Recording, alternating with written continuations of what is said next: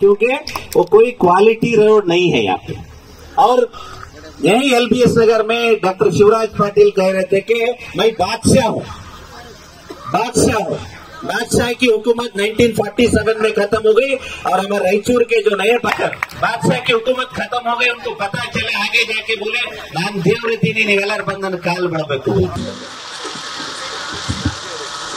शह नशीन पे तशरीफ फरमा तमाम बुजुर्गों, कांग्रेस के कैंडिडेट जनाब शालम साहब और यहाँ पे मौजूद तमाम मेरे भाइयों, बुजुर्गों, दोस्तों, आप तमाम को मालूम है आज का जलसा कांग्रेस पार्टी की जानिब से मुनाक़दा किया गया है। ये हम यहाँ आके आपसे वोट मांगने के लिए आए हैं, कांग्रेस पार्टी को वोट मांगने के लिए आए हैं। कांग्रेस पार्टी को वोट क्यों देना है, कांग्रेस पार्टी आगे गरीबों के लिए, तमाम आवाम के लिए क्या करेगी, तो इसके बारे में आप बखूब सभी लोग बता चुके हैं, क्या क्या फ़ायदे बता रहे हैं, क्या क्या फ़ायदे देने वाले हैं। तो इसके साथ और एक फ़ायदा ये भी बहुत बड़ा फ़ायदा होने वाला है। आपको मालूम है कांग्रेस का जो रस्सा कशी का जो चल रहा था, टिकट हमको होना तुमको होना, इस दौरान एनएस बोसराज और रवि बोसराज दोनों ने दिल्ली जाके राहुल गांधी से मिलके एम्स को हमारे मैनिफेस्टो में, कर्नाटक इलेक्शन के मैनिफेस्टो में चढ़ाने के लिए ये लोग लेटर दिए थे। वो मैनिफेस्टो में आज चढ़ाया गया है। इंशाल्लाह ये बात तय है, पक्का है, अगर हमारी हुकूमत आई तो हमारे जितने वादे हैं ये सिद्धरामैया साहब ने पूरे करके बताएंगे। तो जब मैनिफेस्टो में जब लिए तो ज़रूर करना पड़ता है, ये झूठे वादे नहीं। जब आपको मालूम है आया, मेरे खून से लिख के दे तू, मैं मेरे खून से लिखता हूँ, यहाँ पे एम्स में लाके ही रहूँगा। तेरा खून सूख गया, अब पूरा सूखने वाला भी है वहाँ पे देवदुर में, ऐसी हालत आ गई है। शिवराज पटेल आया, मैं यहाँ पे लाके रहूँगा, क्योंकि इन दोनों की हुकूमत थी, ये दो भी एक ही पार्टी में थे, हुकूमत भी अपनी थी। क्यों एम्स हमारे को जरूरत नहीं है, आईआईटी चले गया, एम्स भी नहीं ला सकते। यह पिछड़ा हुआ इलाका था, रायचूर पिछड़ा हुआ इलाका है, यहाँ पे गरीबी ज्यादा है। अतराफ व अकनाफ के जितने भी जिले हैं, यहाँ इस दवाखाने से एम्स के जरिए अच्छे इलाज गरीबों को मुहैया करवा सकते थे। क्यों तुम्हारी जिम्मेदारी नहीं थी क्या? सिर्फ लूटने पड़े हुए, लूटने पड़े थे, लेकिन ऐसी जरूरत नहीं है। आज आप ही एलबीएस नगर के लोग और यहाँ के जनता क्वार्टर्स के लोग, जब भी जितने भी यहाँ पे आप लोग हैं, 10 साल से किस हालत की रोड थी, पूरे 10 साल के बाद अब इलेक्शन के सामने रोड डाला जा रहा है। क्योंकि फिर बताएंगे कि हम रोड पक्की रोड डाल रहे हैं, हमको वोट दो। तो लोगों को बस यही आस दिलाते हैं। 10 साल से क्या किया भाई तू? 10 साल से शिवराज पटेल क्या किया तू? ये लोग जितने भी ठहरे हुए हैं, जेडीएस से एक ठहरा सेंधी वाला, जो गरीबों का खून चूस के बेवा यतीमों कर दिया, औरतों को बेवा, बच्चों को यतीम करके कमाया पैसा लेके इलेक्शन के लिए आया। रोड, सड़कें, नाले, जितने भी गरीबों के स्कीम को खा के शिवराज पटेल आ रहा है। और एक साहब है हमारे, और एक हमारे साहब है तो बोकस बिल देवदुर्ग में करके वो साहब भी आ रहे हैं। हम ईमानदारी का पैसा लेके आ रहे हैं, अपने हम खर्च नहीं करेंगे। हम ईमानदारी से वोट मांगेंगे, काम करके बताएंगे, काम करके बताएंगे। शालम के साथ, शालम अकेला नहीं, जितने डाइस में है ये सब शालम के साथ देंगे। और भी बहुत से लोग हैं जो अपने मसरूफियात से नहीं आ सके वो लोग भी है जो सालम के साथ रह के हम काम करेंगे, लेकिन लूटने के लिए नहीं है, ना लूटेंगे। ये लोग सब लूटा हुआ पैसा लेके अपनी ख्वाहिशात के लिए, इंसान को जब पैसा ज्यादा होता ख्वाहिशात बढ़ जाती। कोई अपना कारोबार बढ़ाने के लिए सियासत में आता है, कोई कारोबार बढ़ाने के लिए सियासत में आता है, कोई पैसा ज्यादा होने के लिए ख्वाहिश के लिए आता है, कोई आता है डेवलपमेंट के लिए आता है। तो हम है जो डेवलपमेंट के लिए आते हैं। जब क्यों भाई इतने लोग सारे लोग थे यहाँ पे, तो जिसको भी दे 13 आदमी को हम सब साथ रहेंगे। फिर क्यों अलग? शर्म आनी चाहिए तुमको, शर्म आनी चाहिए। सब लोग वापस ले रहे, तुमको हवस सियासत का हवस नहीं तो क्या है? मैं इस मंच से चैलेंज करता हूं, हवस कितनी है? 2 आदमी, एक घर से 2 आदमी, मियां भी डाले बीवी भी डाले, दोनों इलेक्शन लड़े। कहीं तो है कर्नाटक में? बताओ, कर्नाटक में कहीं है तो बताओ। आप मैं लोगों से आपसे पूछना चाहता हूं, मियां बीवी एक ही कॉन्स्टिट्यूंसी से लड़ने वाले कोई है कर्नाटक में? तो यहाँ के ठहरे।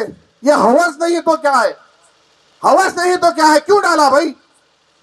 क्या तेरे को वोट डाले या तेरे को डाले? किसको डाले वो खुद बता सकते हैं। क्या घड़ाई को डाले या सिलेंडर को डाले? तो इस तरह से ये लोग हवस के लिए आते हैं, काम के लिए नहीं। दुनिया का काम, हर आदमी यहाँ पे जो मौजूद है, हर आदमी अपनी अपनी सलाहियत रखता है, अपने अपने कामों से जानता है। कोई काउंसलर हो के, कोई सियासत में रह के अपने अपने लोगों को बहुत खिदमत करे। तुम जो कर रहे खिदमत, तुम्हारी हवस, तुम्हारी सियासत के वोट मांगने के लिए तुम खर्चा करके, मैं बहुत काम कर चुका हूं। इस तरह के लोग आपके पास आएंगे। कभी है मुसलमानों और रायचूर के तमाम लोग, ऐसे लोगों से दूर रहिए, ऐसे लोगों से दूर रहिए। आप लोग जानते हैं कर्नाटक में कांग्रेस की हुकूमत आने वाली है, कांग्रेस की हुकूमत आने वाली है। सभी सर्वे बता चुके हैं, 115 से 135, कई 140 सीट आने वाले हैं। इस ऐसे वक्त में यहाँ पे हमारा एमएलए होगा तो यहाँ का रायचूर को 4 चांद लगाएंगे, इंशाल्लाह 4 चांद लगाएंगे। हम काम के लिए आए, लूटने के लिए आए, ना हवस के लिए आए, ना ख्वाहिश के लिए आए। हम सिर्फ काम करने के लिए आए। शिवराज पटेल आज कहाँ था, क्या किया? ना पानी सही मुहैया करा रहा, ना अस्पताल सही है। क्या बेस पे, क्या वजह से देना तेरे को वोट? किस वजह से वोट देना? शर्म नहीं आती? लोगों का लूट करे 10 साल बैठा हुआ, कहीं एक सड़क ठीक से नहीं है। 10 साल का अरसा मामूली अरसा है। 10 साल का अरसे में तू क्या किया? सिर्फ लूटा, दूसरा गुंडागिरी। तू एक पढ़ा लिखा डॉक्टर है, लोगों की सेहत के बारे में ख्याल करना था, नहीं, आज करोड़ों रुपए लूटा। मैं बोलता हूं इस मंच से, मैं और चैलेंज करता हूं।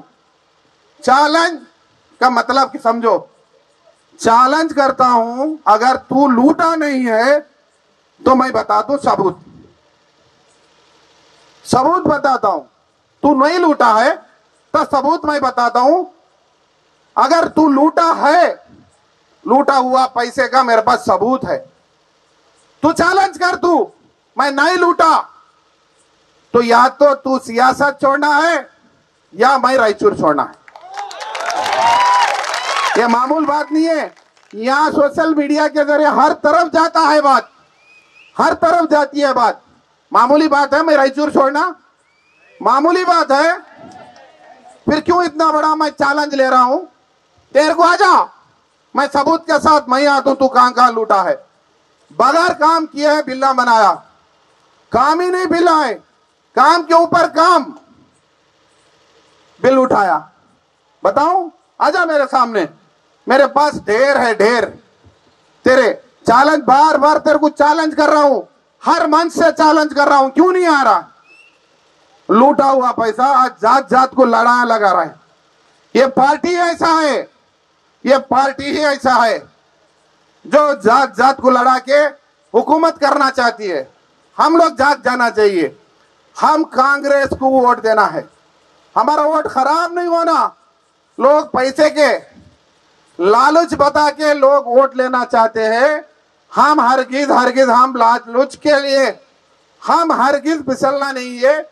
उनके लालचों को हम लोग बिल्कुल हम उधर ध्यान नहीं देना है। हम सिर्फ हम अच्छी हुकूमत गरीबों के लिए सहूलत देने वाली हुकूमत के लिए हम वोट देना है। शालम मामूली नहीं है, शालम मामूली आदमी नहीं है। शालम ऑलरेडी एक बार पहले काउंसलर रह चुका है। शालम जिस जगह से काउंसलर जीता था 5 साल के बाद वहीं भी अपने ही आदमी को रिजर्वेशन बदलने के बाद अपने आदमी को ठहरा के दोबारा जिताया। अगर वो आदमी अगर वैसा काम नहीं करा तो दोबारा कैसा जितवाता? अब समझिए, समझ के वोट दिए।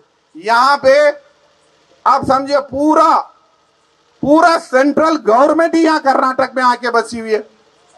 मोदी आया है, योगी आया है, अमित शाह आए, स्मृति ईरानी आई, नड्डा आया। कितने बताऊं? 50 लोग हैं, 50। 100 से भी ज्यादा 200 प्रोग्राम कर्नाटक में पूरी ताकत झोंक रहे हैं, क्योंकि दोबारा हम लोग हुकूमत में आए। हमारा डबल इंजन सरकार। क्यों डबल इंजन भाई? तुम्हारी सरकार नहीं खींच सकती एक इंजन से? डबल इंजन कब देते? जब बेकार हो गई पीछे की गाड़ी तो इंजन और एक लगाते। तो तुम्हारी इंजन खराब हो चुकी है। डबल इंजन की सरकार किस लिए चाहिए? डबल इंजन की सरकार अगर सही अब हुकूमत करा हो तो डबल इंजन किस बात की जरूरत है? शर्म आनी चाहिए मोदी जी, तुमको शर्म आनी चाहिए। एक तुम हमारे देश के प्रधान हो, देश तुम्हारी तरफ देख रहा है और तुम झूठ पे झूठ बोल रहे हैं। शर्म आनी चाहिए मोदी जी, शर्म करो थोड़ी। एक प्रधान होके देश चलाने वाला कभी झूठ बोलता है? ऐसे झूठ कांग्रेस वालों ऐसे गालियां दे रहे हैं मुझको। कांग्रेस वाले ने गालियां की लिस्ट बनाई। कहां दिए भाई बताओ? गाली तो तुम दे रहे, जात जात पे दे रहे, पार्टी के लीडर पे दे रहे। हम कहां दिए गाली? तो तुम दे रहे हैं। तो अपनी ये बढ़ाने के लिए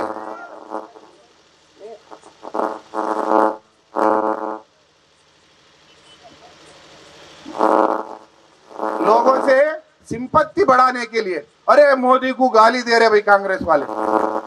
इतना झूठा है कोई इंसान? है कोई प्रधानमंत्री आज तक इतने झूठ बोले वाला?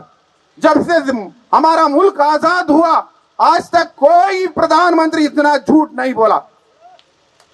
ये जो ऐसा प्रधानमंत्री को हम देख रहे हैं जो झूठ पे झूठ बोला जा रहा है।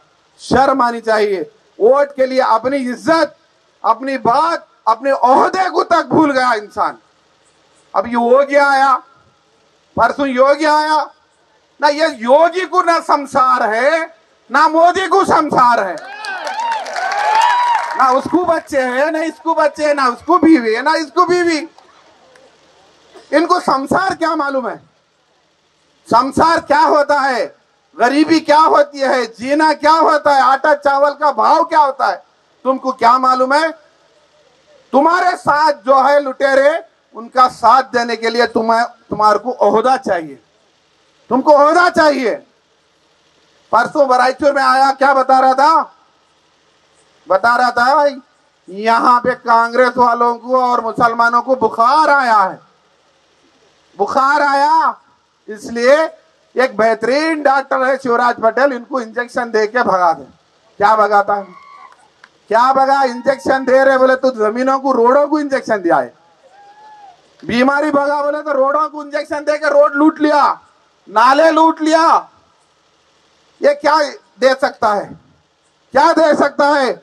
अगर तेरे में हिम्मत है मैं मेरी चैलेंज कबूल कर, वरना सियासत छोड़। शिवराज पटेल, आज मैं इस मंच से बोलता हूं, तेरे में दम है, हिम्मत है, मैं बताता हूं, यहां से चैलेंज करता हूं, तू आजा कल सुबह, जहां पब्लिक के सामने हम लोग बैठेंगे, जहां जहां तू लूटा है, मैं डॉक्यूमेंट के साथ, सबूत के साथ आता हूं, वहीं फैसला हो जाए। चाहे अवाम फैसला करे, या बशीर को रायचूर छुड़ाए या शिवराज पटेल को यहां सियासत से हटाए।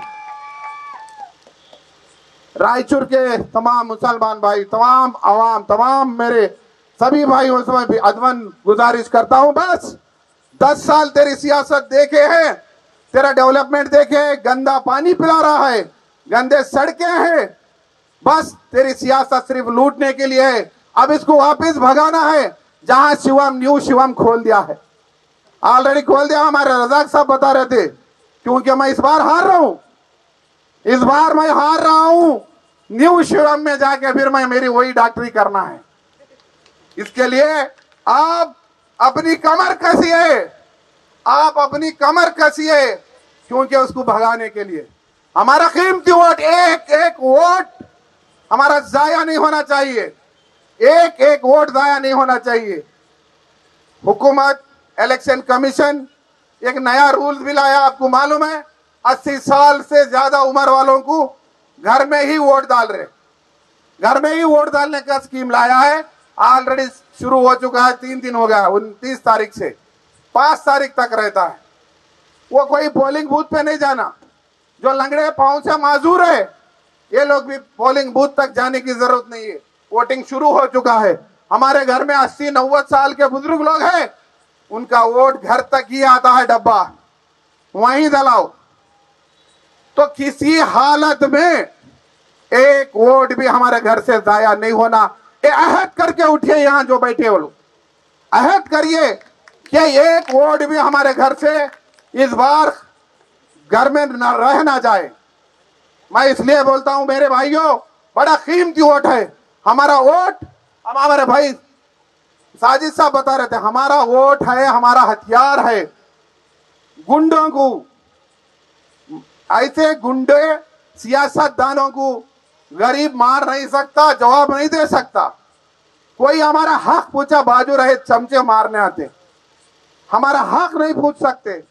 तो ऐसे गुंडों को, ऐसे लुटेरों को हमारा वोट ही हमारा हथियार है, हमारा वोट हथियार है। हमारे हथियार के जरिए हम लोग ऐसे जालिमों को, ऐसे बेकार लोगों को हम बाहर निकालने का एक ही एक तरीका है।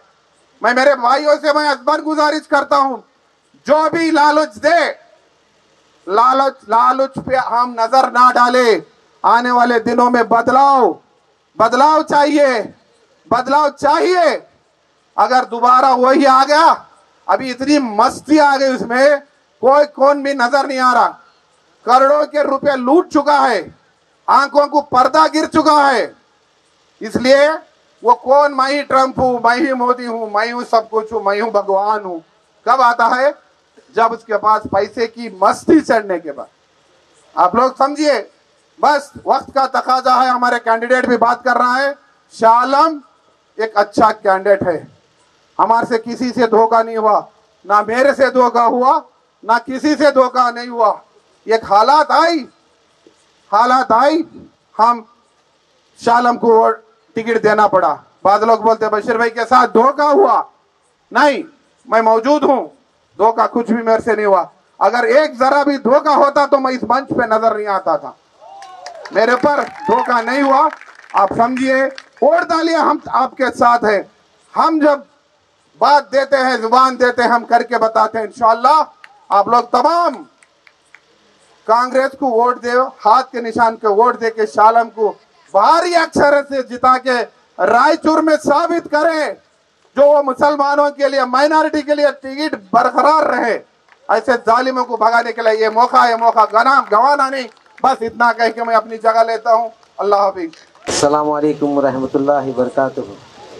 इस मंच पे तशरीफ़ फरमा सभी हमारे कांग्रेस के सीनियर लीडर्स और यहाँ पे एलबीएस नगर के वार्ड नंबर 28, 29 दो वार्ड से आए हुए बड़े हमारे बुज़ुर्गों और मेरे बड़े भाई, मेरे नौजवान दोस्तों, मैं सभी को सलाम करता हूँ।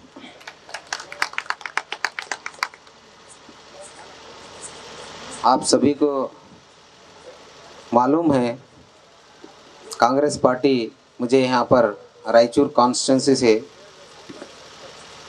कांग्रेस कैंडिडेट के तौर पे मुझे इलेक्शन लड़ने के लिए टिकट दिया गया है। शायद मुझे भी मालूम नहीं था, मैं भी यहाँ तक सोचा भी नहीं था इलेक्शन हाईकमांड मेरे को टिकट देने वाली है। बहुत सारे हमारे पार्टी में सीनियर लीडर्स थे,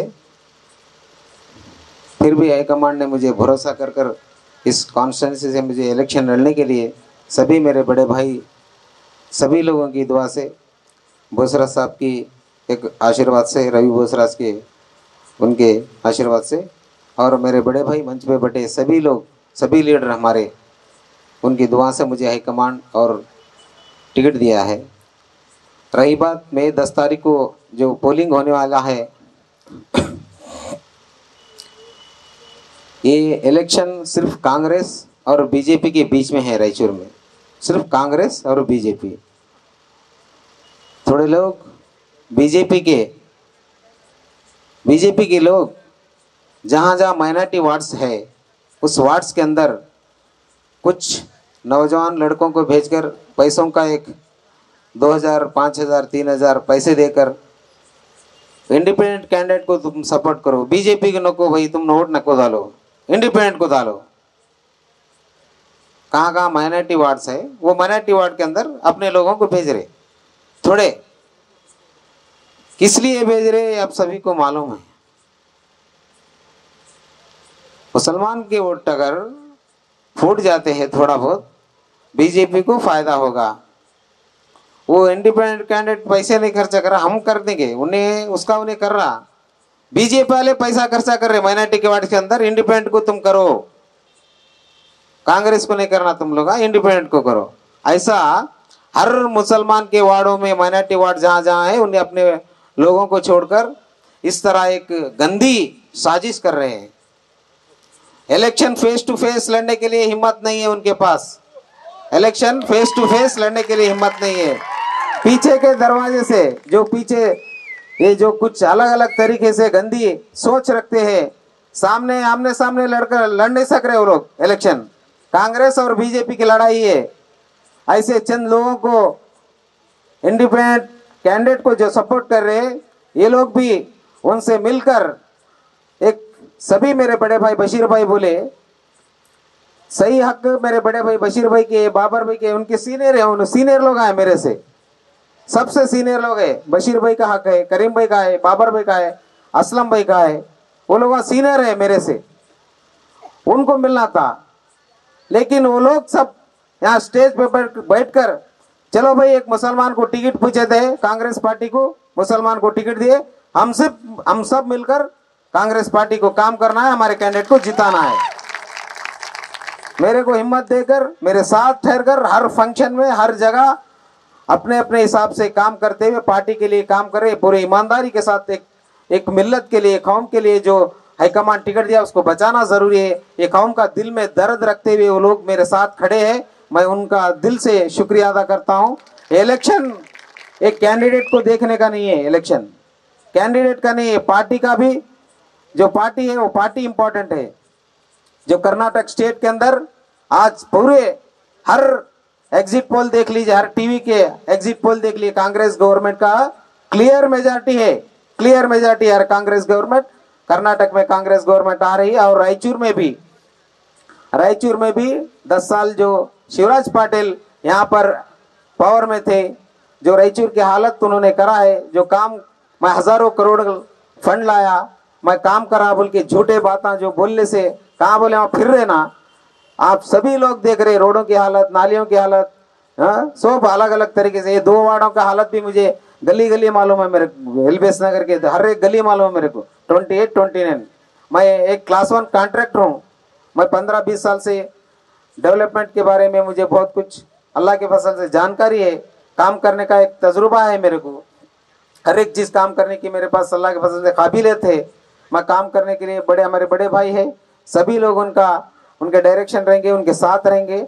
भूसरा साहब रहेंगे, हमारे सीनियर लीडर सभी रहेंगे, उनको सभी लोगों को साथ लेकर जो कुछ हमारे वार्डों के अंदर डेवलपमेंट करना है, मैं सभी लोगों से गुजारिश करता हूं। फिर एक बार हमारे लड़कों को अगर कोई ऐसा भड़का रहा है तो आप समझाकर उन लोगों को समझाइए। कांग्रेस पार्टी को इस बार आप घर घर से एक वोट भी मिस नहीं हो सर का, आप कांग्रेस पार्टी को सपोर्ट करना है। आप लोगों की मैं फिर से एक बार गुजारिश करते हुए ज़्यादा से ज़्यादा पोलिंग कराइए, कांग्रेस पार्टी को जिताने का काम कराइए। इतना बात कहते हुए मैं आप सभी का शुक्रिया अदा करते हुए मैं अपनी जगह लेता हूँ। अस्सलाम वालेकुम। किस्मत रहे तो मोहम्मद शालम का जैसा रहना किस्मत। हम लोग एके लोग टिकट हम अपने घर से भी हमारे को नहीं मिला, अल्लाह ताला ने उनको टिकट घर में बैठे तो दिया टिकट। इसके लिए आप लोगों का हाथ में है अब वोट डालने का, वो अल्लाह ताला उसको टिकट दिए सो है, आप लोग वोट डालकर उसको बहुमत से जिताना है बोलकर मैं आपका मैं रिक्वेस्ट करता हूँ, मैं मान लेता हूँ। हाँ, आप नहीं छोड़ना चाहिए, ये अल्लाह ताला का हुक्म है, मैं आपका नहीं बोल रहा हूँ। मैं उसके लिए ऐसा किस्मत कभी किसको भी नहीं मिला है, 224 सीट में कभी किसको नहीं मिला। उसके लिए मैं आज बोल रहा हूँ, हमारा सरकार आए तो जो गारंटी कार्ड हो डीके शिव कुमार और सिद्धरामैया साहब सिग्नेचर कर दिए सो है, आप लोगों को मालूम होना चाहिए 200 यूनिट फ्री है। वो मौलाना SKLS की गुलपोशी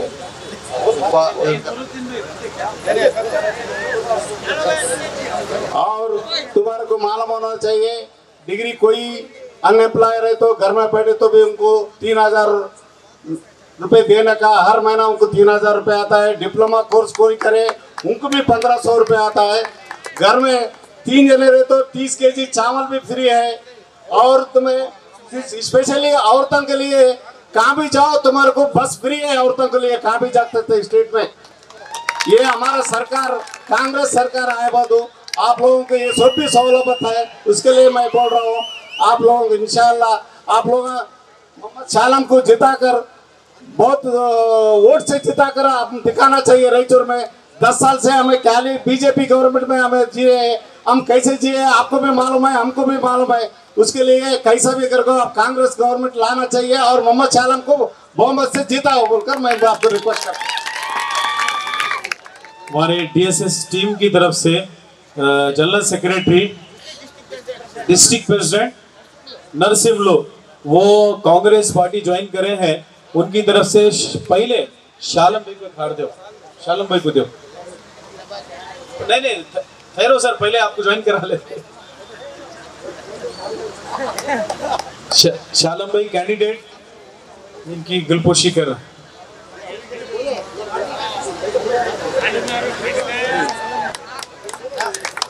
हमारे अभी इसके बाद हमारे बड़े भाई जनाब साजिद साहब से गुजारिश है कि वो अपनी बात रखें।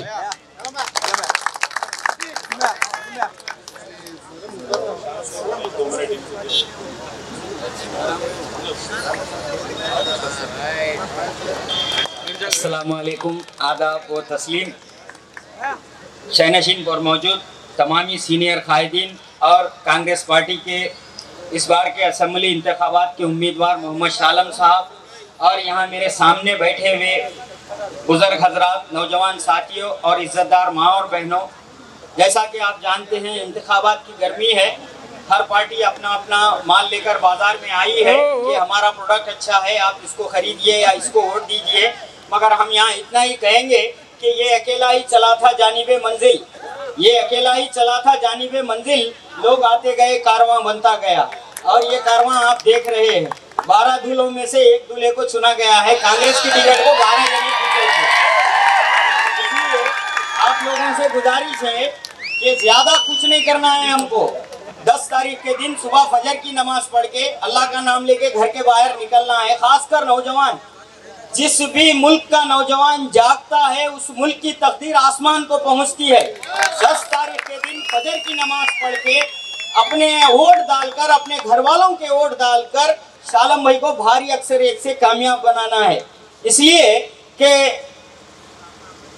सच कहूं मुझको ये उन्वान बुरा लगता है, सच कहूं मुझको ये उन्वान बुरा लगता है, जुल्म सहता हुआ इंसान बुरा लगता है। 2014 से लेकर 2023 तक मुसलसिल कभी केंद्र सरकार हम पर जुल्म करती है, कभी राज्य सरकार हम पर जुल्म करती है, कभी म्युनिसिपैलिटी हम पर जुल्म करती है, मगर हम जुल्म सह रहे हैं। मगर उस जुल्म का जवाब कैसे दें? ना ईंट से, ना पत्थर से, ना तीर से, ना तलवार से। आप अपने वोट से उनको हराकर भारी अक्सरियत से शालम भाई को जिताकर कामयाब करें। फिर एक बार मैं कह रहा हूँ, जिस कौम के नौजवान जागते हैं उसकी तकदीर जागती है। 10 तारीख के दिन नौजवानों से कहूंगा, टूट पड़ो अपने अपने एरिया के पोलिंग बूथ पर। ये खामोश मिजाजी हमें जीने नहीं देगी। दुनिया में अगर जीना है तो कोहराम मचा दो। वो जी ही नहीं सकता जिसे हालात का डर हो। हालात पे छा जाना ही जीने का हुनर है। अस्सलाम वालेकुम। साजिद भाई बल्कि बोलना चाह रहे थे कि ख्वाब रूह जो बेदरा होती है जवानों में, नजर आती है उनको अपनी मंजिल आसमानों में। पूरे हिंदुस्तान में सबसे बुरी हालात को लाकर रुका है कर्नाटक को। सिर्फ 4 साल में ये लोग 3 लाख करोड़ खर्चा करके आपके सर पे खर्चा डाले। हर नागरिक के सर पर 36,000 खर्चा आपके नाम पे वो लोग चला रहे। लेकिन ये हालत कर्नाटक की है। ये बड़ी बात नहीं है, क्योंकि हमारे देश की गवर्नमेंट भी, जो यूनियन गवर्नमेंट है नरेंद्र मोदी साहब की, वो गवर्नमेंट भी आज खर्चे में डूबी है।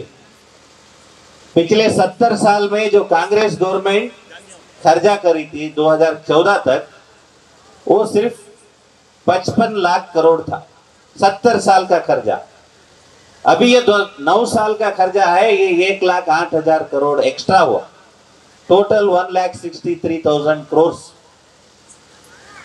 ये बहुत बड़ी रकम होती है, सिर्फ खर्चे में डुबाया गया है हम लोगों को।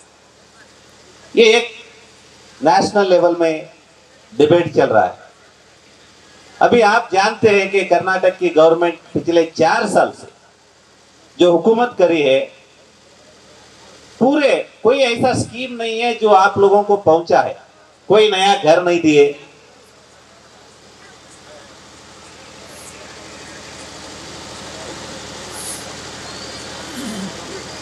कोई नया घर नहीं दिए, कोई नया स्कीम जो माइनॉरिटी डेवलपमेंट कारपोरेशन है, बैकवर्ड डेवलपमेंट कारपोरेशन है, SC/ST कारपोरेशन है, जो प्रियंका खरगे 2018 में मिनिस्टर थे सोशल वेलफेयर की, बहुत सारे कारा जो SC/ST कारपोरेशन से दिया गया था।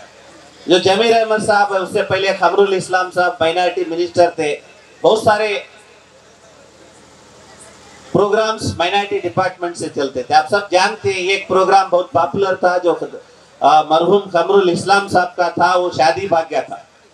हर जो औरत जो बच्ची की शादी होती है, गरीब बच्ची की, 50,000 रुपए दे रहे थे। स्टार्टिंग में थोड़ा प्रॉब्लम था, लेकिन बाद में सेटराइट होके 50,000 रुपए दिया जा रहा था। लेकिन 4 साल से वो प्रोग्राम बंद करे। आज भी जो कल बीजेपी का मैनिफेस्टो आया, आप देखो, उसमें भी ये लोग हर टाइम पे कोशिश करते हैं कि हम मुसलमानों के खिलाफ है तो दूसरे वोट हमारे को ज्यादा है। उनका मकसद ये है कि हमारे खिलाफ जितना बात करते, दूसरे कम्युनिटी को प्लीज करने की कोशिश करते, ये लोग दूसरे कम्युनिटी को भी अच्छा काम नहीं करते।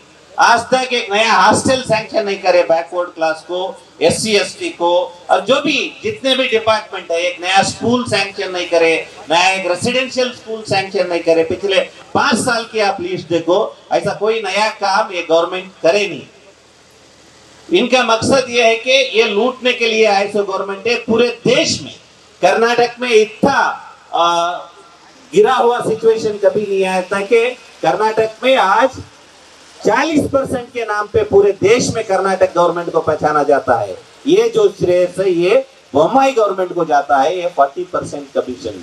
और हम हमारे रायचूर के एमएलए हैं डॉक्टर शिवराज पाटिल, इनकी भी एक काबिलियत है, 40% नहीं, ये डबल 200% एमएलए भी बोल सकते हैं।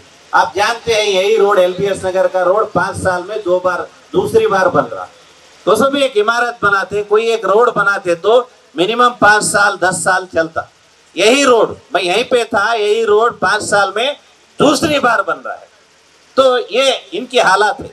जो भी काम हुए हैं रायचूर में सिर्फ रोड के हुए हैं, वो भी आधे रोड खत्म हुए अभी कल के बारिश को।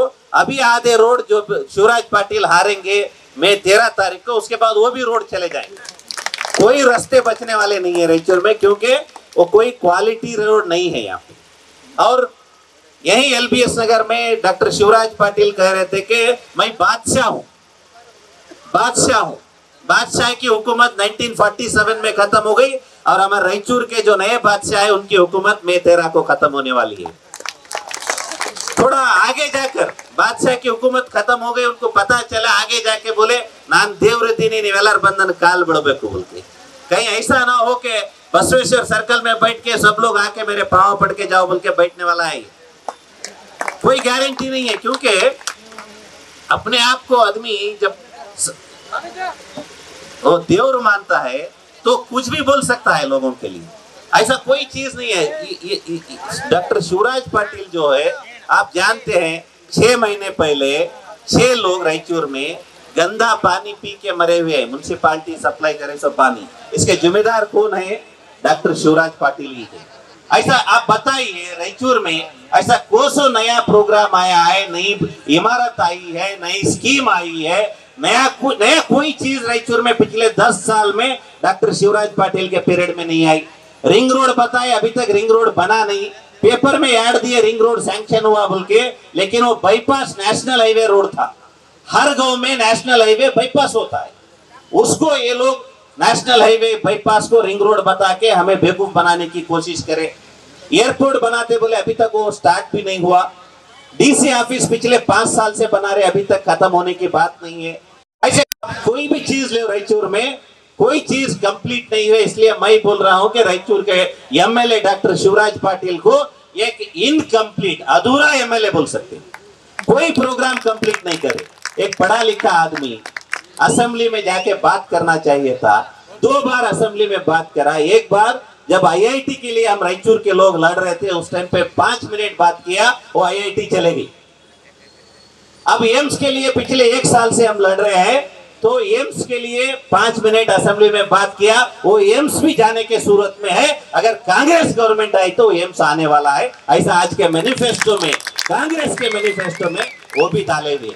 तो जब असेंबली में इन्होंने बात करे, रायचूर को लॉस हुआ, प्रॉफिट कुछ भी नहीं हुआ डॉक्टर शिवराज पाटिल। सो इसलिए आपसे अदबन गुजारिश है, इमीडिएटली जो भी ये जो चल रहे हैं हालात, जो चल रहे हैं रायचूर में, उसको पहचानना चाहिए।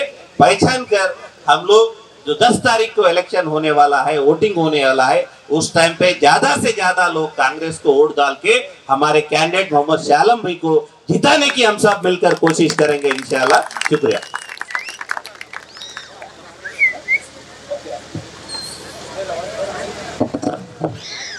विजय थे जनाब रजा गुस्ताख साहब, जो अपने बेहतरीन मालूमात आप और हमको सुना रहे थे। हमारे फारूक यूथ कांग्रेस उनसे गुजारिश है कि वो 2 मिनट पे अपनी बात रखें।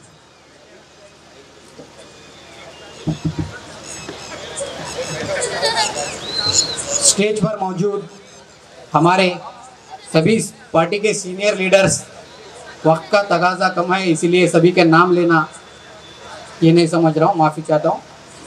जब भी आप लोग इस बार वोट डालने के लिए जाएंगे, मई के 10 तारीख को आप ये सोचकर वोट देना है, मैं खुद शाह आलम हूँ, मैं खुद कांग्रेस हूँ, मैं खुद कैंडिडेट हूँ। आप लोगों में यह जज्बा आना चाहिए, तब जाकर कांग्रेस पार्टी को रायचूर में हम जिता सकते हैं। आज कुछ लोग साजिशें रच रहे हैं, हमारी कम्युनिटी में बीजेपी के एजेंट छुपे बैठे हैं। मैं आप सब लोगों से कहना चाह रहा हूं, उन एजेंटों को पहचानिए। आपके घर पर आएंगे, वोट डिवाइड करने की कोशिश करेंगे, बीजेपी को तक वोट डालने के लिए कहेंगे। आप लोग उनसे बचकर रहिए। आप लोग ये सोच समझकर अपना मुस्तकबिल तय कीजिए। जब भी हम वोट डालेंगे तो हम हमारे आने वाली नस्ल के लिए वोट डाल रहे हैं। हम हमारे आने वाली नस्ल को मजबूत रखना है। ये सोच समझकर अगर आप लोग वोट करेंगे तो जरूर कांग्रेस पार्टी रायचूर में जीत कर रहेगी। और इंशाल्लाह मई 13 को ये डिक्लेयर हो जाएगा कि कर्नाटका में भी कांग्रेस की गवर्नमेंट आने वाली है। और शादी भाग्य, अन्ना भाग्य, शीरा भाग्य जैसे अनेक स्कीम्स जो सिद्धरामैया साहब की गवर्नमेंट में लागू किए गए थे उसको फिर से लागू किया जाएगा। हम और आपको दुनिया की सहूलत मिलने वाली है। ये बोलकर मैं अपनी बात खत्म करना चाहता हूँ। शुक्रिया। शुक्रिया फारूक। हमारे MK बाबर साहब से गुजारिश है कि वो अपने ज़रीन ख्यालात का इजहार करें।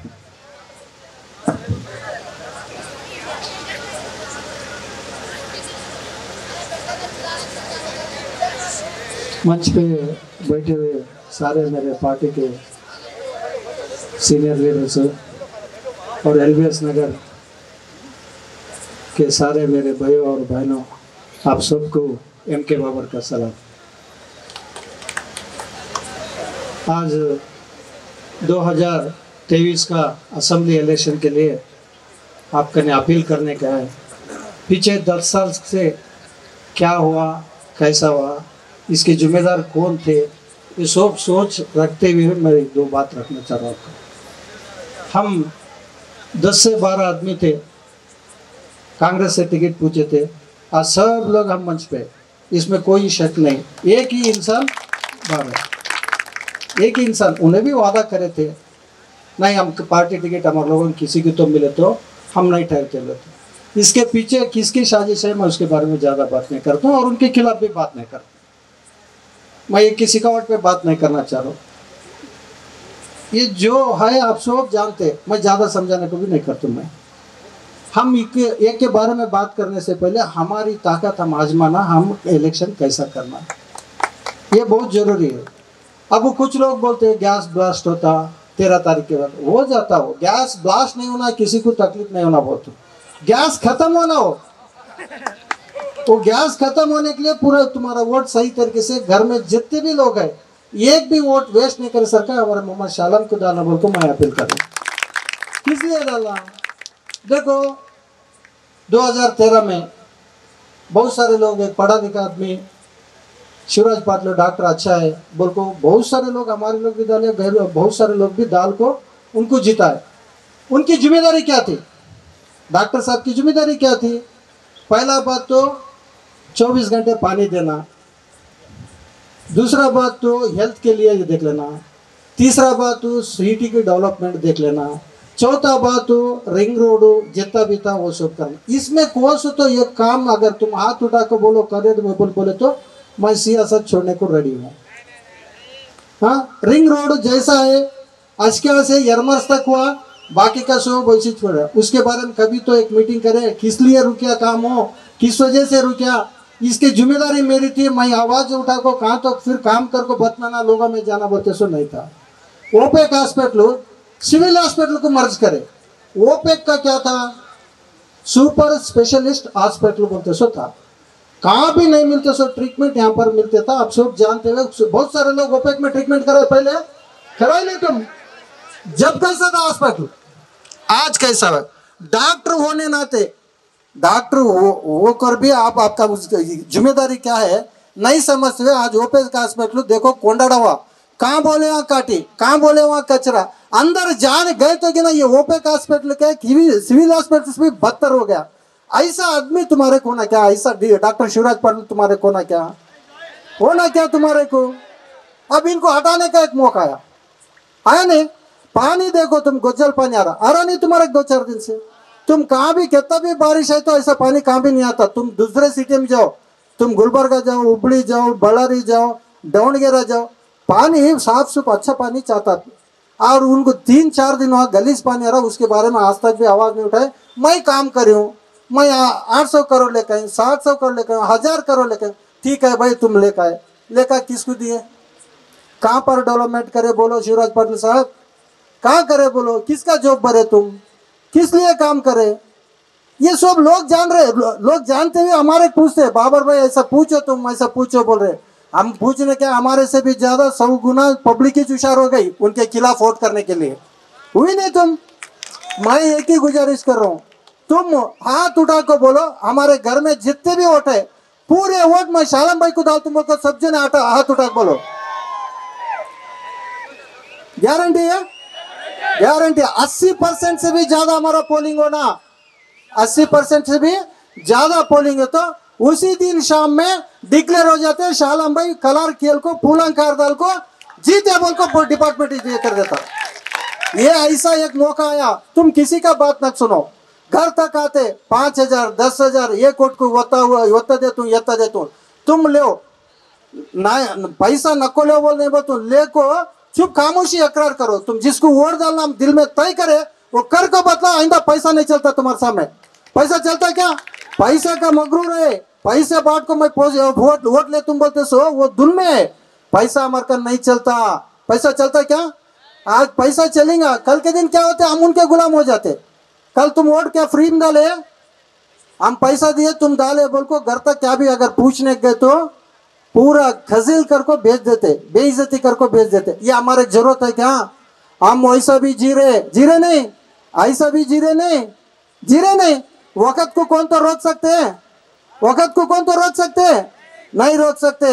आज उन्हें 5,000 भी देंगे, 10,000 भी देंगे, सिलेंडर वाला भी देंगे और कोई भी देंगे, वो ले लो। चुपके वहां घर तक आ रहे थे, उनको नाराज नहीं कर सका, ले वो तुम्हारे पैसे समझो, उनके पैसे ना हो। वो हरामी पैसे है, उनके पैसे ना, वो तुम्हारे टैक्स के पैसे है नहीं, तुम्हारे पैसे नहीं। वो पैसा ले लो, कांग्रेस को वोट डालो। कांग्रेस से बहुत सारे ये प्रॉफिट है तुम्हारे को। देखो सिद्धरामैया साहब बोल दिए, एक इंसान को गरीब से गरीब आदमी रहे तो भी उन्हें रात को में भूखा नहीं सोना। एक सर को 10 केजी, घर में कितने लोग रहते उतने 10 केजी तुम्हारे खाना तक देने का है। और डिग्री किसी का भी हुआ घर में, वो डिग्री वैसे बच्चे को 3,000 तक तुम्हारे कह देते। घर में जिम्मेदार एक माँ साहब रहती, उनको 2,000 रुपये खाते में देते, 2,000। ऐसा नहीं बोल रहे कि हम मोदी बोले सरकार तुम्हारा अकाउंट में तुम जन धन का अकाउंट खोलो, 500 रुपये डालो, वो भी खा लेते, 15 लाख भी नहीं देते बोल, कम नहीं बोल रहे।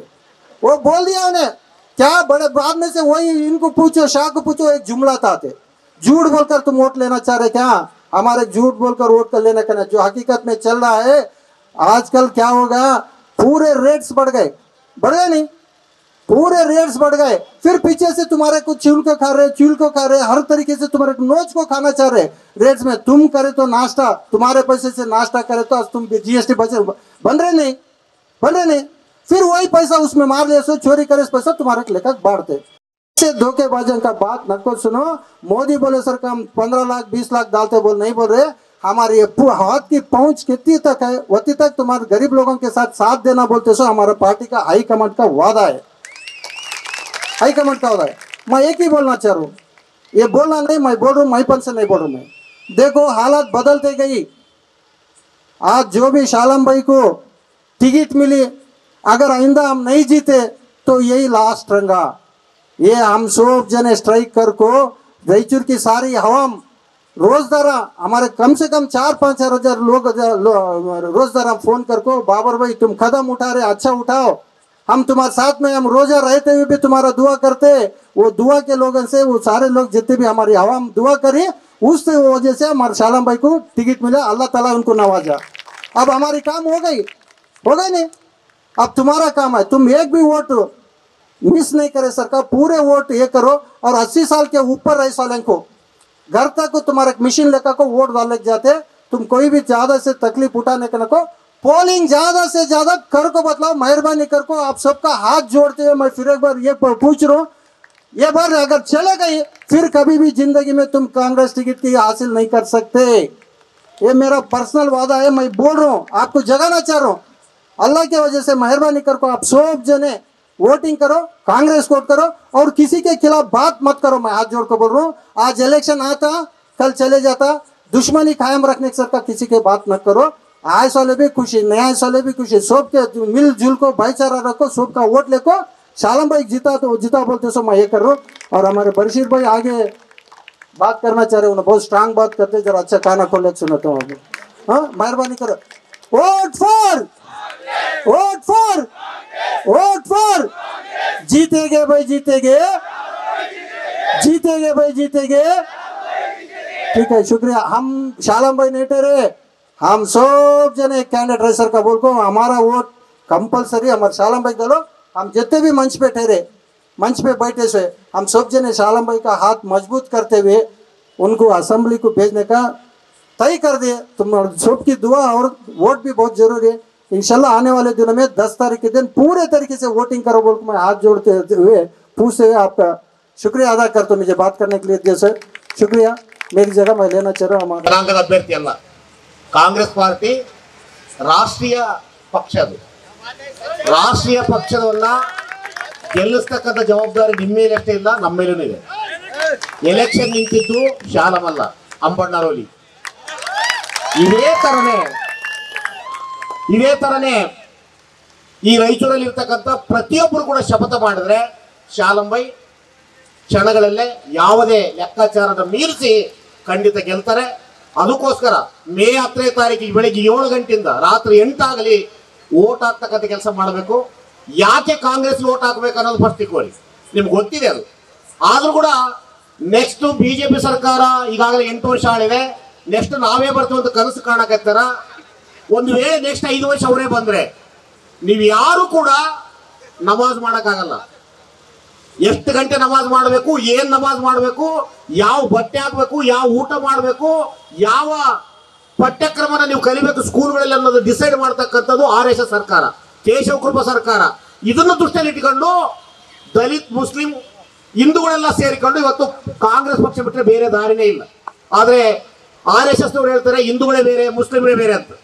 ಅವರು ಈ ರಾಜ್ಯ ನಾಳಕ್ಕೆ ನಮ್ಮನ್ನೆಲ್ಲ ಹೊಡೆದಾಳಕ್ಕೆ ಈ ತರ ತಂತ್ರ ಮಾಡ್ತಾ ಇದಾರೆ. ಅದಕ್ಕೋಸ್ಕರ ನೀವು ದಯವಿಟ್ಟು ಅರ್ಥ ಮಾಡ್ಕೊಳ್ರಿ, ಒಂದು ಜಾತಿ ಅಲ್ಲ, ಎಲ್ಲಾ ಜಾತಿಗಳಿಗೆ ದೌರ್ಜನ್ಯ ಮಾಡಿರ್ತಕ್ಕಂಥದ್ದು ಬಿಜೆಪಿ. ಬೇರೆ ಮುಸ್ಲಿಂ ಸಮುದಾಯ ಅಷ್ಟೇ ಅಲ್ಲ, ಇವತ್ತು ಕ್ರಿಶ್ಚಿಯನ್ ಸಮುದಾಯ ಕೂಡ ಅಲ್ಲಿ ಪ್ರೇಯರ್ ಮಾಡಬೇಕಾಗಿದೆ. ಎಷ್ಟು ಗಂಟೆ ಪ್ರೇಯರ್ ಮಾಡಬೇಕು, ಏನ್ ಪ್ರೇಯರ್ ಮಾಡಬೇಕು, ಏನ್ ಓದ್ಬೇಕು ಅನ್ನೋದನ್ನ ತೀರ್ಮಾನ ಮಾಡ್ತಕ್ಕಂಥ ಕೆಲಸನ ಇವತ್ತು RSS ಗೌರ್ಮೆಂಟ್ ಮಾಡಕತ್ತದ. RSS versus Indians. RSS ಬೇರೆ, ಭಾರತೀಯರೇ ಬೇರೆ, ನಾವೆಲ್ಲರೂ ಭಾರತೀಯರೇ. ಅದಕ್ಕೋಸ್ಕರ ಲಾಸ್ಟ್ ಟೈಮ್ ನಮ್ಮ ವೋಟ್ ಎಷ್ಟಿದ್ವು? 65,000 ನಾವು ಎಷ್ಟು ಹಾಕಿವಿ, ಯಾಕೆ ಹಾಕಿಲ್ಲ, ಯಾಕೆ ವೋಟಿಂಗ್ ಆಗಿಲ್ಲ ಅನ್ನೋದ್ರ ಇವತ್ತಿನಿಂದ ಚರ್ಚೆ ಮಾಡಿ. 4-5 ದಿನ ಟೈಮ್ ಇದೆ ನಿಮಗೆ. 65,000ದಲ್ಲಿ 60,000 ಓಟು ನಿಂತು ಹಾಕಬೇಕು. ಅದೇ ತರ ನಾವು ಕೇರಿಗಳು ಹೋಗಿ ಮನೆ ಮನೆಗೆ ಹೋಗಿ ಎಲ್ಲಾ ಜಾತಿ ಜನಾಂಗದ ಜೊತೆ ಕೆಲಸ ಮಾಡಕತ್ತೀವಿ. ಎಲ್ಲರೂ ಸೇರಿ ಸುಮಾರು 50,000 ಲೀಡಿಂಗ್ ಅಲ್ಲಿ, 10,000 ಅಲ್ಲ 50,000 ಲೀಡಿಂಗ್ ಅಲ್ಲಿ ಈ ಸರಿ ಮೊಹಮ್ಮದ್ ಶಾಲಂ ಗೆಲ್ಲಬೇಕಾಗ್ಯದ. ಬಹಳ ಜನ ಅನ್ಕೊಂಡ್ರೆ ಮೊಹಮ್ಮದ್ ಶಾಲಂ ಕ್ಯಾಂಡಿಡೇಟ್ ಅಲ್ಲ, ಅವ್ರನ್ನ ಯಾರೋ ನಿಲ್ಸ್ಯಾರ ಅಂತ.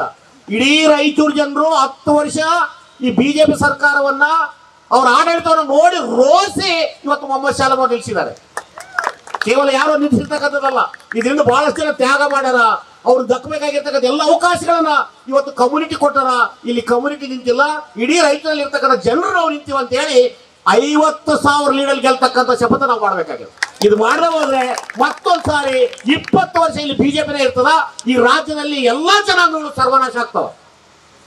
ಎಲ್ಲಾ ಜನಾಂಗಗಳು ಒಂದಲ್ಲ, ನೀವು ಅಂದ್ಕೊಂಡ್ರೆ ನಾವಷ್ಟೇ ಟಾರ್ಗೆಟ್ ಅಂತ. ಎಲ್ಲ ಒಬ್ಬೊಬ್ರು ಟಾರ್ಗೆಟ್ ಮಾಡಿ ಇಡೀ ದೇಶವನ್ನ RSS ಅವರು ಆಳ್ಬೇಕಂತ ಪ್ರಯತ್ನ ಮಾಡಕತ್ತಾರ. ಅದಕ್ಕೋಸ್ಕರ ನಮ್ಮ ಅಣ್ಣ ತಮ್ಮದಿ ಪ್ರತಿಯೊಬ್ಬರು ಮನೆ ಮನೆಗೆ ಹೋಗಿ ಓಟ್ ಹಾಕದಂತ ಸೇರೋಣ. ನಿಂತಿದ್ದಿಲ್ಲಿ ಶಾಲಮಲ್ಲ, ನಿಂತಿದ್ದು ಕಾಂಗ್ರೆಸ್ ಪಕ್ಷ.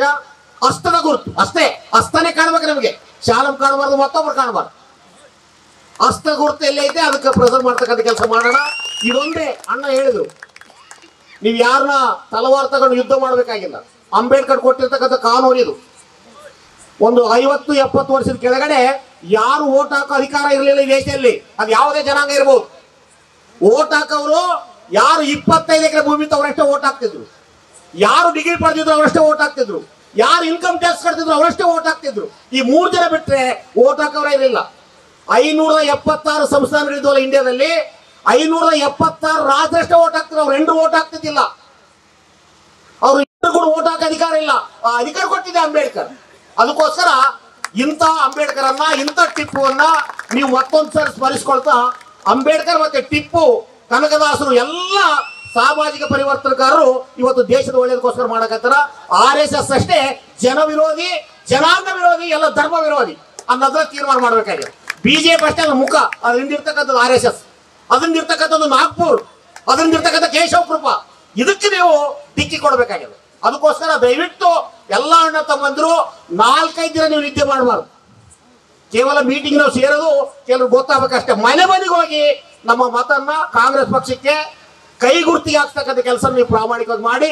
ಇದೊಂದು ಸಾರಿ ಮೋಸ ಹೋದ್ರೆ ಮತ್ತೆ 10 ವರ್ಷ ಈ ದೇಶದಲ್ಲಿ ಮೋದಿ ಸರ್ಕಾರ ಇರ್ತದೆ. ನಾನು ಮೋದಿ ಅವರಿಗೆ ನೇರವಾಗಿ ಪ್ರಶ್ನೆ ಕೇಳ್ತಾ ಇದ್ದೀನಿ. ನೀವೆಲ್ಲ ಬರೀ ಸುಳ್ಳು ಹೇಳಿದ್ರಿ, ಸುಳ್ಳುಗಳು ವಿಶ್ವಾಸದಿಂದ ಕಟ್ಟಬೇಕಷ್ಟೇ ನೀವು ಲಾಯಕ್ಕು. ನೀವು ಯಾವುದೇ ರೀತಿ ಪ್ರಗತಿ ಮಾಡಿಲ್ಲ. ಓ ಮೇರೆ ಮೋದಿ ಬೈ मेरे दिल की बात पूछ रहा हूँ मैं, मेरे दिल की बात पूछ रहा हूँ, मेरी मन की बात पूछ रहा हूँ मैं, तेरी मन की बात पूछ रहा हूँ मैं. नरेंद्र मोदी नम प्रश्न के जवाब हेलो. जवाब बोलने का ताकत नहीं उनको. कई बोले सभी झूठ है. ಜನಧನ್ ಖಾತೆ ಎಂದು ಜನರಿಗೆಲ್ಲ ಉಚ್ಚಿಡಿಸಿದೆ. ಕಪ್ಪು ಹಣ ಕಾಳ ಹಣ ಎಲ್ಲಿಟ್ಟಿ ಹೇಳೋ ಜಾಣ. 15 ಲಕ್ಷ ಹಣ ಯಾರಿಗೆ ಕೊಟ್ಟಿದ್ದಿ ಅಣ್ಣ. ನರೇಂದ್ರ ಮೋದಿ ನಮ್ಮ ಪ್ರಶ್ನೆಗೆ ಜವಾಬು ಹೇಳು. ಮುದ್ರಾ ಯೋಜನೆ ಎಂದೆ, ಗ್ಯಾಸು ಸಿಲಿಂಡರ್ ಎಂದೆ, ಅಡಿಗೆ ದರ ಪೆಟ್ರೋಲ್ ದರ ಬಹಳ ಸಸ್ತ ಹಾಕದೆಂದೆ. 300 ರೂಪಾಯಿ ಇದ್ದ ಗ್ಯಾಸು 3 ಪಟ್ಟು ಹೆಚ್ಚಿತಲ್ಲೋ. ನರೇಂದ್ರ ಮೋದಿ ನಮ್ಮ ಪ್ರಶ್ನೆಗೆ ಜವಾಬು ಹೇಳು. ಇದು ಒಬ್ಬರ ಆಕ್ರೋಶ ಅಲ್ಲ, ಇದು ಇಡೀ ಇಂಡಿಯಾದಲ್ಲಿರ್ತಕ್ಕಂಥ 100 ಕೋಟಿ ಜನರ ಆಕ್ರೋಶ. ಇದು ಸತ್ಯ. ಇದು ಯಾವುದು ಕಡಿಮೆ ಮಾಡ್ತು ಅಂತ ಹೇಳೋದು ಯಾವುದು ಮಾಡಿಲ್ಲ, ಯಾವುದು ಮಾಡಂಗಿಲ್ಲ ಕೂಡ ಅವರು. ಅದಕ್ಕೋಸ್ಕರ ಇದನ್ನ ಅರ್ಥ ಮಾಡಿಕೊಂಡು ನೀವು ಗುತ್ತಕ್ಕಂಥ ಒಂದೊಂದು ಓಟು ಈ ದೇಶದಲ್ಲಿ ಮೋಸ ಮಾಡ್ತಕ್ಕಂಥ ಲೂಟಿಕೋರರಿಗೆ ಒಂದು ದೊಡ್ಡ ಮಟ್ಟದ ಸವಾಲಾಗಬೇಕಾಗ್ಯದ. ಆ ಸವಾಲು ನೀವು ನೆರವೇರಿಸಿದ್ರೇನೆ ನಾವೆಲ್ಲರೂ ಹುಟ್ಟಿ ಸಾರ್ಥಕ. ಇಲ್ಲಿಕ್ಕೆ ಮತ್ತೊಂದ್ಸರಿ ಗುಲಾಮರ ತರ 10 ವರ್ಷ 20 ವರ್ಷ ಇದೇ ತರ ಜೀತದಾಳರ ತರ ಕೆಲಸ ಮಾಡ್ಬೇಕಾಗ್ತದ ಅನ್ನೋದು ಪ್ರಜ್ಞೆಯಲ್ಲಿ ಇಟ್ಕೊಂಡು ಮನೆ ಮನೆಗೆ ಹೋಗಿ ನಮ್ಮವ್ರೆಲ್ಲರ ಜಾಗೃತಿ ಮಾಡಿ ಕೈ ಗುರುತಿಗೆ ಕಾಂಗ್ರೆಸ್ ಪಾರ್ಟಿಗೆ ಓಟ್ ಹಾಕ್ಬೇಕು. ಕಾಂಗ್ರೆಸ್ ಬಿಟ್ಟರೆ ಈ ದೇಶದಲ್ಲಿ ಮತ್ತೊಂದು ಪಾರ್ಟಿ ಇಲ್ಲ. 54 ವರ್ಷ, ನನಗೆ 35 ವರ್ಷ ಇದೇ ತರ ಆಡಾಡಿ ನಿಮ್ಮಂತವ್ರಿಗೋಸ್ಕರ ಹಲವಾರು ರೀತಿಯ ಹೋರಾಟಗಳು ಮಾಡಿದ್ದೀನಿ. ನಾವ್ಯಾಕೆ ಕಾಂಗ್ರೆಸ್ ಸೇರ್ಬೇಕಂದ್ರೆ ಕಾಂಗ್ರೆಸ್ ಬಿಟ್ಟರೆ ಮತ್ತೊಂದು ಪಾರ್ಟಿ ಇಲ್ಲ ದೇಶದಲ್ಲಿ. ಇದುವರೆಗೆ ನಾನು ಓಟೇ ಹಾಕಿಲ್ಲ. ಈಗ ಓಟ್ ಯಾಕೆ ಹಾಕ್ತಂದ್ರೆ ಮತ್ತೊಂದ್ಸರಿ ಮೋದಿ ಬರಬಾರ್ದು. ಇದೇ ಫಸ್ಟ್ ಟೈಮ್ ನಾನು ಓಟ್ ಹಾಕ್ತಾ ಇರೋದು. ಇದುವರೆಗೆ ನಾನು ಓಟೇ ಹಾಕಿಲ್ಲ. ಅದ್ರ ಅರ್ಥ ಮತ್ತೊಂದು ಸಾರಿ ಮೋದಿ ಬಂದ್ರೆ ಇಡೀ ದೇಶ ಸರ್ವನಾಶ ಆಗ್ತದೆ. ಅದಕ್ಕೋಸ್ಕರ ನನ್ನ ಒಂದು ಓಟ್ ಕೂಡ ವೇಸ್ಟ್ ಆಗಬಾರ್ದು ಅನ್ನೋ ಕಾರಣಕ್ಕೆ ನಾನು ಇವತ್ತು ಕಾಂಗ್ರೆಸ್ ಸೇರಿ ಸವಾಲು ಹಾಕಕತ್ತೀನಿ. ಇಡೀ ದೇಶ ಸುತ್ತಕತ್ತೀನಿ, ಇಡೀ ರಾಜ್ಯ ಸುತ್ತಕತ್ತೀನಿ. ಯಾರು ಕೂಡ ಮತ್ತೆ ಮೋಸ ಹೋಗ್ಬಾರ್ದು ಅಂತ ಹೇಳಿ ನಿಮ್ಮೆಲ್ಲರಿಗೆ ಕೈ ಮುಗಿದು ಇಡೀ ಓಣಿಗೆ ಮನೆ ತಿರುಗಾಡ ನಾವೆಲ್ಲರೂ ನಿಂತೀವಿ. ನೀವೆಲ್ಲರ MLA ಹೇಳ್ರಿ, ನಾಳೆ ಚಾಲೆಂಜ್ ಮಾಡಿ ನಾನು ನಿಂತೀವಿ, ನನಗೂ ನಾನು ಓಟ್ ಹಾಕೈತಿ ಅಂತ ಹೇಳ್ರಿ. ಕೈ ಗುರುತು ನಂದು, ಕಾಂಗ್ರೆಸ್ ಪಾರ್ಟಿ ನಾನು, ಕಾಂಗ್ರೆಸ್ MLA ನಾನು, ನನಗೆ ನಾನು ಓಟ್ ಹಾಕಂತ ಅಂತ ಹೇಳ್ರಿ. ಇದು ಚಾಲೆಂಜ್ ಮಾಡ್ಬೇಕಾಗಿರೋ. ಈ ಚಾಲೆಂಜ್ ಪ್ರೂವ್ ಆದ್ರೆ ನಾವು ಮುಂದಿನ ತಲೆ ಎತ್ತಿ ತಿರ್ಗಾಗ್ತದೆ. ಇಲ್ಲಿ ಮತ್ತೆ ಗುಲಾಮಗಿರಿ ಬದುಕಬಾರ್ದು ಅಂತ ಹೇಳಿ ಇಷ್ಟು ಮಾತಾಡ್ಲಿಕ್ಕೆ ಅವಕಾಶ ಕೊಟ್ಟಿರ್ತಕ್ಕಂಥ ನಿಮ್ಗೆಲ್ಲರಿಗೂ ವಂದಿಸಿ ನಾನು 2 ಮಾತನ್ನು ಮುಗಿಸ್ತೇನೆ.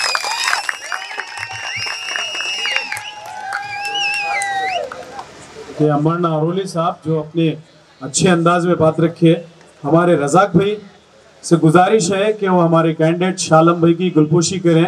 रजाक भाई की जात मोहताज तारुफ नहीं है. वो कोविड में हो या फिर ईद में हो, जो पैकेज बनाते हैं उसमें रजाक भाई की बड़ी मेहनत रहती है. 1 महीने में उन्होंने रवि सर के राइट हैंड बोल सकते हैं. उनको बड़ी मेहनत रहती है. जो पैकेज रमजान में या कोविड में इनकी निगरानी में तमाम काम होते हैं.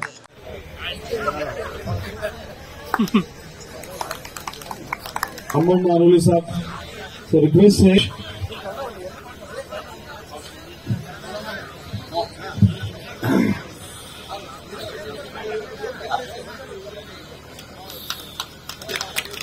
ಆತ್ಮೀಯ ಬಂಧುಗಳೇ, 224 सीट में खड़ी कितने मिला? इसके लिए देने का हर महीना उनको 3000 रुपये आता है. डिप्लोमा कोर्स कोई करे उनको भी 1500 रुपये आता है. घर में उनको बड़ी मेहनत रहती है. जो पैकेज रमजान में या कोविड में इनकी निगरानी में तमाम काम होते हैं. हमारे फारूक यूथ कांग्रेस उनसे गुजारिश है कि वो 2 मिनट में अपनी बात रखें. आपको ज्वाइन करा ले. शालम भाई कैंडिडेट उनकी दिलपोशी कर रहे हैं।